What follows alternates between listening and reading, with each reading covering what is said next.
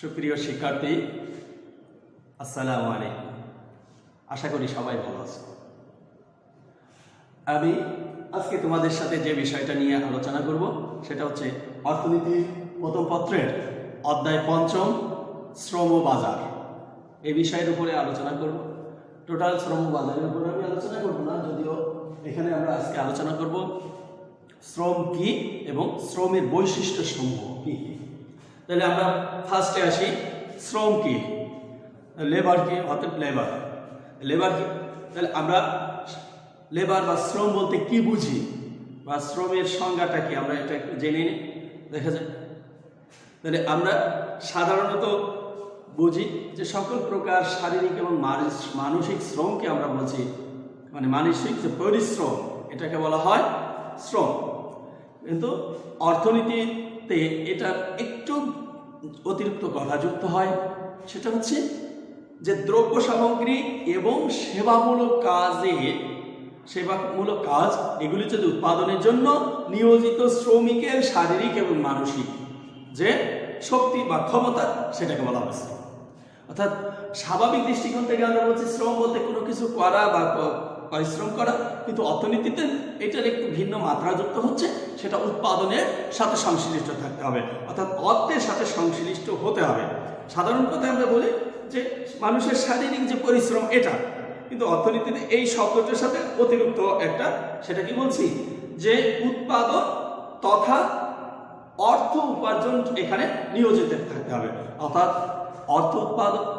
অর্থ উপার্জন বা কোনো কিছু দ্রব্য উৎপাদনের সাথে সংশ্লিষ্ট থেকে মানুষের শারীরিক এবং মানসিক যে পরিশ্রম এটাকে বলা হয় অর্থনীতিতে শ্রম। তাহলে আমরা কি বলছি যে এখানে বিভিন্ন ব্যক্তি বিভিন্নভাবে সংজ্ঞায়িত করছে। এখন এখানে যে নিছক অর্থ উপার্জন ছাড়া অন্য কোনো কারণে যদি শারীরিক পরিশ্রম হয় সেটাকে আমরা শ্রম বলতে পারবো না। দেখা যাচ্ছে যে নিছক আমি গান গাচ্ছি, মনের আনন্দ, বিভিন্ন মায়ের যেমন স্নেহ মমতা এগুলো হচ্ছে, তাহলে এক্ষেত্রে কোনো প্রকার অর্থের সংস্পর্শ নাই, ফলে এগুলোকে আমরা সাধারণত অর্থনীতির দৃষ্টিকোণ স্বাভাবিকভাবে বলছি শ্রম, বাট অর্থনীতির দৃষ্টিকোণ থেকে এটাকে শ্রম বলবি না। তাহলে আমরা শ্রমের যদি আমরা সংজ্ঞায় আসি, অধ্যাপক মার্শাল বলছে যে মানসিক এবং শারীরিক যে কোনো পরিকর পরিশ্রম যা আংশিক বা সম্পূর্ণভাবে, আংশিক হতে পারে অথবা সম্পূর্ণভাবে হতে পারে, কি হয় যে আনন্দ ছাড়াই অন্য কারোর উপকারের উদ্দেশ্যে করা হয়। অর্থাৎ অন্য কারোর উপকারের উদ্দেশ্য যদি করে থাকি তাহলে সেখানে কি হচ্ছে আমার কিছু অর্থ মানে প্রাপ্তির বিষয়টা থাকে। অর্থ প্রাপ্তির যদি বিষয় থাকে তখন সেটাকে বলছি আমরা সাধারণত শ্রম।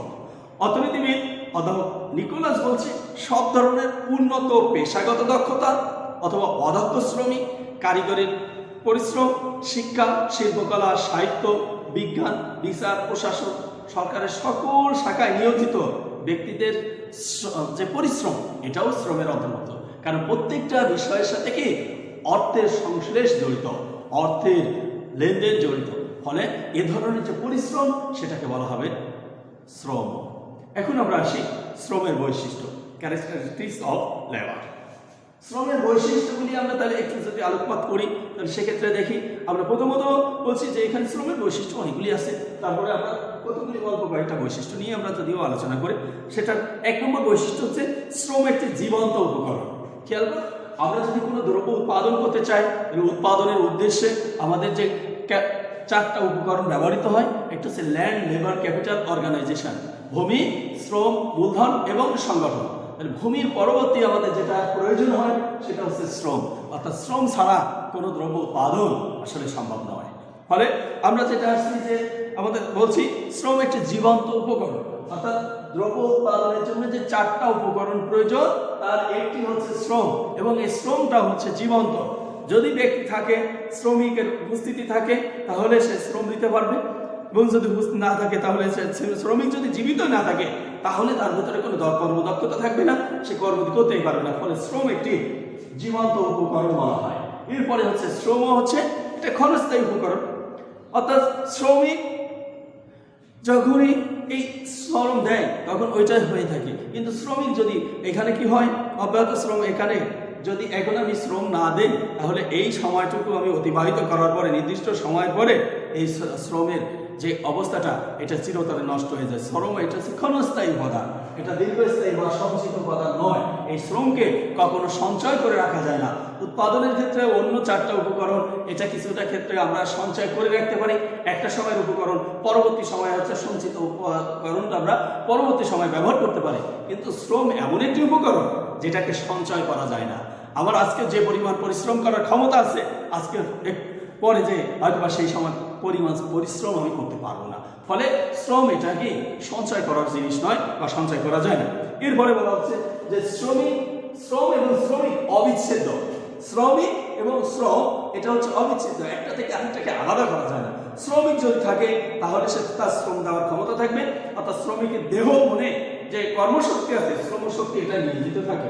শ্রমিকের কাছ থেকে এই শ্রমকে আলাদা করার কোনো সুযোগ নাই, কোনো কিছুর বিনিময়ে তুমি শ্রমিকের কাছ থেকে শ্রমকে আলাদা করে নিতে পারবে না।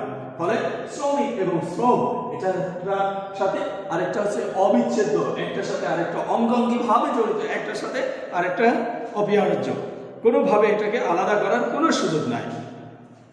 এরপরে যেটা বলা হচ্ছে যে শ্রমিকরা শ্রম বিক্রি করে, নিজেকে বিক্রয় করে না।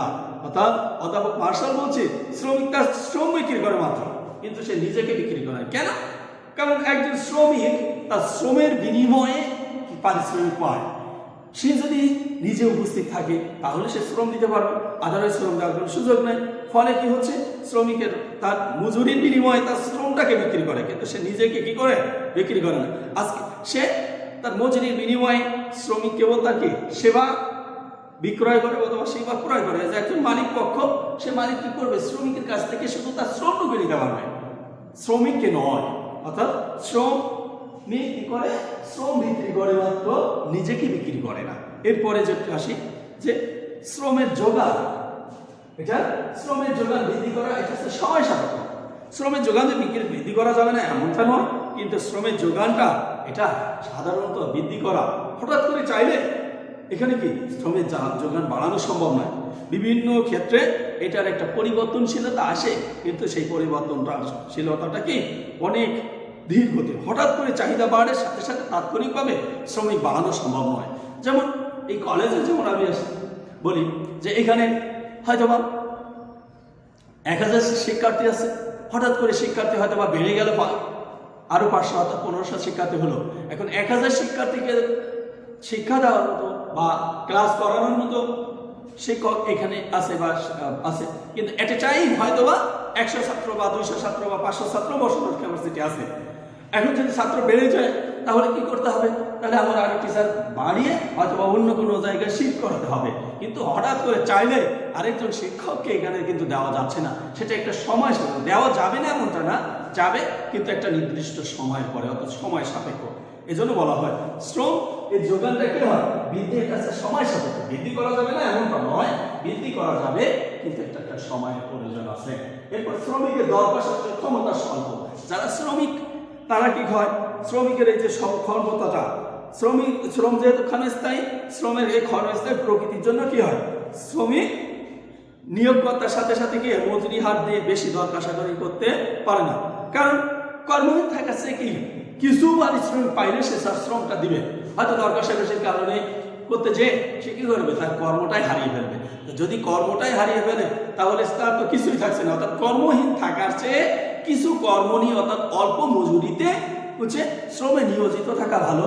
এই শর্তে কি হয় যে শ্রমিকের এই যে দর কষাকষির ক্ষমতা, অর্থাৎ মজুরির নির্ধারণের ক্ষেত্রে যে দর কষাকষির ক্ষমতা, এটা হচ্ছে স্বল্প হয়ে যায়। এরপরে যেটা আসছে যে মজুরি বাড়লে শ্রমের যোগান কমতে পারে। মজুরি বাড়লে কি হতে পারে, শ্রমের যোগান কমতে পারে। কেন?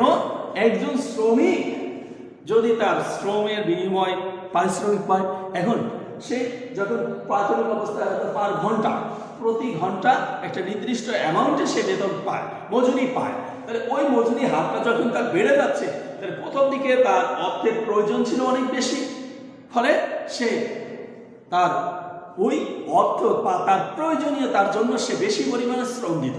কিন্তু যখন তার মজুরিটা বাড়ছে, মজুরি বাড়তে বাড়তে দেখা যাচ্ছে একটা পর্যায়ে গেলে দেখা যাবে যে মজুরি অপেক্ষা সে তার মজুরি একটা এক্সট্রেস অতিক্রম করার পরে কি করবে, তখন সে একটু জীবনের আরাম আয়েসে চিন্তা করবে, কারণ তার অভাব বোধটা অত বেশি থাকে না। মজুরি যদি বেড়ে যায় তার যখন অভাব বোধটা কম হয়, আরাম আয়েসটাকে সে বেশি প্রাধান্য দেয়, সেক্ষেত্রে সে কি করবে যে এখানে শ্রমের মজুরি যদি বেড়ে যায় তাহলে শ্রমের যোগানটা আগের মতো থাকে না, যোগানটা এটাকে কমতে পারে।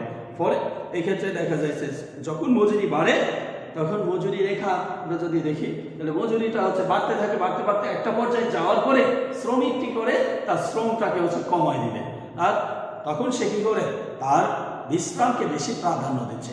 ফলে এখানে শ্রমের যোগানটা এটা কমতে পারে। এরপর শ্রমের গতিশীলতা কম। শ্রমের কি গতিশীল মানে কিছু আমরা গতিশীল বলতে এক স্থান থেকে আরেক স্থানে স্থানান্তরিত হওয়াকে বুঝি। খেয়াল করো, মানে শ্রমিক যেহেতু জীবন্ত উপকরণ, অর্থাৎ শ্রমিকের শ্রম গতিশীল হবে কখন, যখন শ্রমিক গতিশীল হবে। একজন শ্রমিক এক স্থান থেকে যদি আরেক স্থানে যায় তাহলে তার শ্রম ওই সাথে সাথে এক স্থানে চলে যাবে। এখন দেখা যায় যে শ্রমের এই গতিশীলতা কম হওয়ার কারণ হচ্ছে যেমন পরিবার পরিজন নিয়ে যখন থাকে তাহলে পরিবার পরিজনের মধ্যে যে একটা মায়া মমত্ব, ভাষা, মাটির যে হচ্ছে মাটির মায়া, এইগুলোর কারণে শ্রমিক কি হয় তুলনামূলকভাবে এক স্থান থেকে অন্য স্থানে যেতে বা শিফট করতে হচ্ছে কি কম পছন্দ করে। অর্থাৎ ভালো অপরচুনিটি থাকা সত্ত্বেও অনেক সময় যে স্থান এলাকা ছেড়ে অনেকে কেউ যাইতে চায় না। ফলে এক্ষেত্রে দেখা যায় যে শ্রমের এই যে গতিশীলতাটা এটা তুলনামূলকভাবে কম। গতিশীলতা নেই এমনটা নয়, কিন্তু তুলনামূলকভাবে এটা হচ্ছে কম। এরপরে যেটা আমরা দেখি যে শ্রম একটি সক্রিয় উপাদান, উৎপাদনের সাথে সংশ্লিষ্ট এই উপাদানটা, এটা হচ্ছে উৎপাদনের ভূমির মূলধন। এই দুইটাকে আমরা বলছি আমাদের যে চারটা উপকরণ, এই চারটা উপকরণের মধ্যে আপনাদের খেয়াল করুন ভূমি, তারপর হচ্ছে শ্রম, মূলধন আর হচ্ছে সংগঠন। এই চারটা উপকরণের মধ্যে ভূমিকে আমরা বলছি এটা হচ্ছে নিষ্ক্রিয় উপাদান, মূলধনটা হচ্ছে নিষ্ক্রিয় উপাদান, সংগঠন এবং শ্রম এই দুটি হচ্ছে সক্রিয় উপাদান। আমাদের বেশিরভাগ আমরা সক্রিয় বলছি যে শ্রমটাকে আমরা এখানে যেহেতু আমরা শ্রম নিয়ে আলোচনা করছি, এসব উপাদানের মধ্যে উপকরণরা নিজেরাই কি পরিচালনা হতে পারে না। যদি ভূমি এবং মূলধনকে কোথাও রেখে দেওয়া হয় সেই ক্ষেত্রে কোনো প্রকার উৎপাদন হবে না, কিন্তু তার সাথে কি হতে হবে একটা শ্রমের থাকতে হবে, শ্রম নিয়োজিত হতে হবে। ফলে এই শ্রমটা যদি ভূমি শ্রম মূলধন একসাথে হয়ে যায় তাহলে কোনো কিছু উৎপাদন সম্ভব। ফলে এই শ্রমকে বলা হচ্ছে এটা একটি সক্রিয় উপাদান। তাহলে আমরা কি দেখলাম আজকে যে শ্রম কি, অর্থাৎ মানুষের কোনো ব্যক্তি সকল প্রকার শারীরিক এবং